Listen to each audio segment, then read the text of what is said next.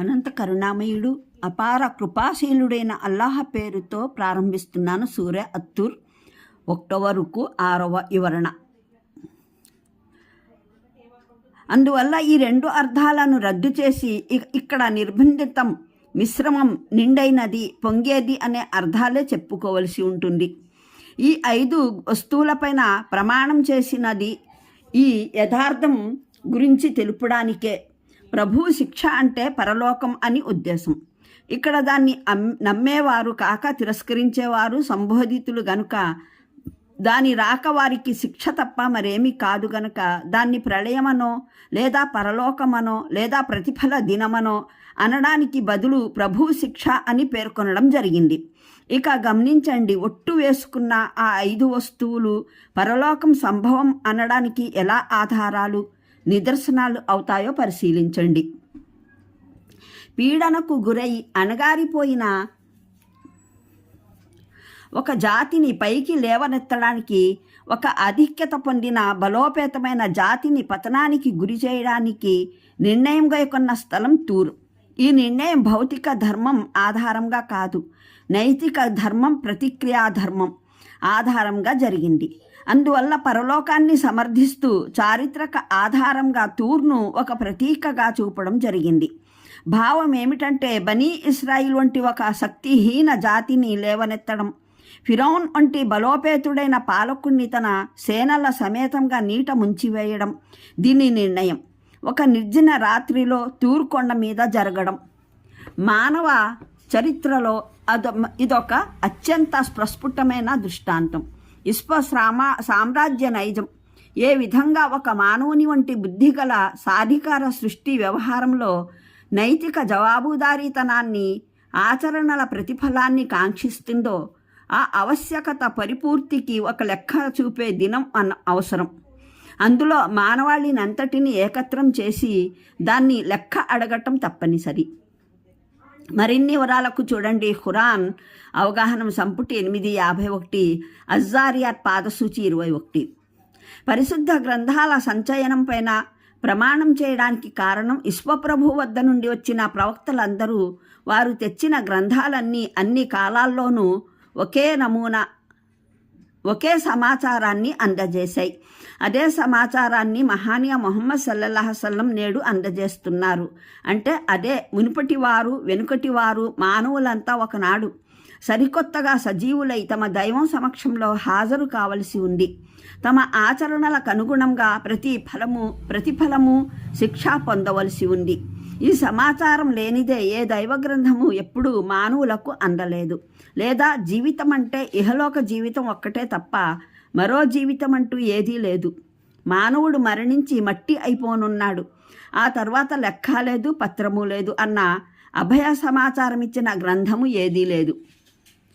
బైతుల్ మమ్మూర్ పైన ప్రమాణం చేయడానికి కారణం, ప్రత్యేకంగా అరబ్బులకు ఆ రోజుల్లో కాబా గృహం కట్టడం ఒక బహిరంగ నిదర్శనం. అది దేవుని సందేశహరుల సత్యతకు ప్రబల నిదర్శనం. ఇంకా పరమ మహోన్నత ప్రభు అల్లాహ్ పరిపూర్ణ వివేచన. ఆయన ప్రచండ శక్తి ప్రవక్తలకు ప్రబల సమర్థనగా ఉందన్న యథార్థానికి స్పష్టంగా సాక్ష్యం ఇస్తోంది.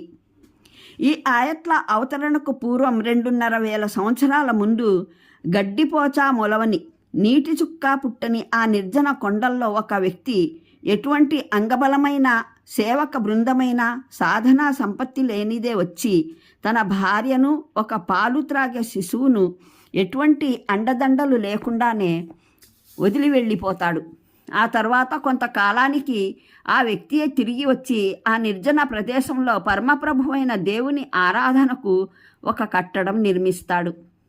ప్రజలకు పిలుపునిస్తాడు, జనులారా రండి, ఈ గృహ సందర్శనార్థం హజ్ చేయండి. ఈ నిర్మాణం ఈ పిలుపునకు ఆశ్చర్యకరమైన రీతిలో జన ఆమోదం ప్రాప్తమవుతుంది. ఆ దైవగృహమే అరేబియా వాసులందరి కేంద్రమైపోతుంది. ఆ పిలుపుపై అరేబియా మూల నుండి జనం లబ్బైక్ లబ్బైక్ అంటూ ఆకర్షితులై వస్తారు. 2,500 సంవత్సరాల వరకు ఈ గృహం శాంతికి అలవాలమై నిలుస్తుంది. దాని చుట్టుప్రక్కల ప్రాంతాలన్నింటా దేశం మొత్తాన రక్తపాతం, హింసాకాండ సాగుతుంది. కానీ ఈ గృహం పరిధుల్లో ఎవరికీ ఎవరిపైనా చెయ్యెత్తే సాహసం కలిగేది కాదు. ఈ గృహం కారణంగానే అరేబియాలో 4 నెలలు శాంతియుతమైనవి అని ప్రాప్తమయ్యేవి. ఆ సమయంలో వర్తక బిడారాలు నిర్భయంగా ప్రయాణం చేయగలిగేవి. వ్యాపారం వృద్ధి వికాసాలు పొందేది. వ్యాపార ప్రదర్శనల విపణీ వీధులు వెలిసేవి. ఆ గృహం టీవీ దర్పం కారణంగానే ఆ సమయంలో ఎటువంటి మహాక్రూరుడైన దుర్మార్గుడైనా దాని వైపున కన్నెత్తి చూడలేకపోయాడు.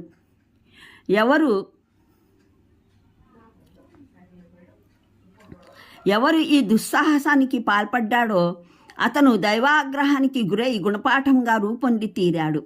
ఈ మహిమ కూడా ఈ ఆయట్ల అవతరణకు కేవలం 45 సంవత్సరాల ముందే జనం తమ కళ్ళారా చూసుకున్నారు. దాన్ని చూసిన చాలామంది ఈ ఆయట్లు వినిపించిన ఆ రోజుల్లోనూ మక్కా పుణ్యపురిలో సజీవంగానే ఉన్నారు. దైవ ప్రవక్తలు కేవలం గాలి కబుర్లు చెప్పరు అనడానికి ఇంతకన్నా గట్టి ఆధారం వేరొకటి ఏది కాగలదు? ఇతరులు ఎవరికీ కనిపించని విషయాలను సైతం వారి కళ్ళు చూడగలుగుతాయి. ఇతరుల బుద్ధి వివేకాలు అందుకోజాలని యథార్థ విషయాలు వారి నోటికి వచ్చేస్తాయి. వారు చేసే పనులు ఒక సమయంలో చూసేవారికి పిచ్చి పనులుగా గోచరిస్తాయి. శతాబ్దుల తర్వాత జనులు ఆ పనులనే చూసి వారి విఘ్నత అంతర్దృష్టికి ఆశ్చర్యచకితులైపోతారు. ఇటువంటి గొప్ప జనులు ఏకగ్రీవంగా ప్రతి యుగంలోనూ ప్రళయం వస్తుందని, పునరుద్ధానం జరిగి తీరుతుందని సమాచారం అందజేస్తూ వచ్చారు. దీన్ని పిచ్చివాళ్ల కూతలుగా పరిగణించడం స్వయంగా పిచ్చితనమే. ఎత్తైన కప్పు ఆకాశం, తరంగ విలసిత సముద్రం పైన ప్రయాణం చేయడానికి కారణం ఈ రెండు దేవుని విఘ్నత, ఆయన శక్తి సామర్థ్యాలకు నిదర్శనాలు. ఈ విఘ్నత సామర్థ్యాల ద్వారానే పరలోకం సాధ్యమని కూడా నిరూపితమవుతుంది. దానితో పాటు అది సంభవిస్తుందని, అది సంభవించడం తప్పనిసరి అని కూడా రుజువవుతుంది. ఆకాశం ఏ విధంగా నిదర్శనమో ఇంతకుముందు మేము కాఫ్ సూరా వ్యాఖ్యానంలో పాదసూచి 7లో వివరించాము. పోతే సముద్రం విషయానికి వస్తే ఎవరైనా ముందే తిరస్కరించాలని నిర్ణయించుకోకుండా దీన్ని పరిశీలనగా చూసినట్లయితే అతని ఆంతర్యమే దీనికి సాక్ష్యం పలుకుతుంది. భూమిపైన ఇంతటి భారీ ఎత్తున జలనిధి ప్రాప్తమవడం స్వయంగానే మహత్తరమైన పనితనం. ఇది యాదృచ్ఛికమైన సంఘటన ఫలితంగా మటుకు ఉనికిలోకి రాదు. అంతేకాక దానిలో అసంఖ్యాకమైన ఎన్నో విఘ్నతలు జతచేరి ఉన్నాయి. యాదృచ్ఛికమైన ఇంత మహత్తుగల వ్యవస్థ నెలకొనడం సాధ్యమే కాదు. ఇందులో అగణ్యమైన ప్రాణులు సృష్టించబడ్డాయి.